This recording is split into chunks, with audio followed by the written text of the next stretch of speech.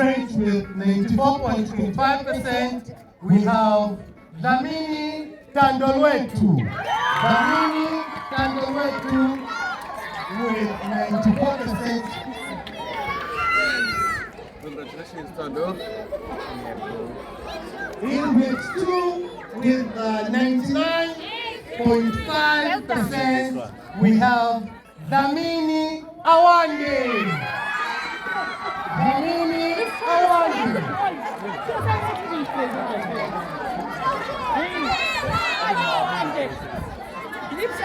In grade 3 with 98%, we have Dlamini Magabongwe.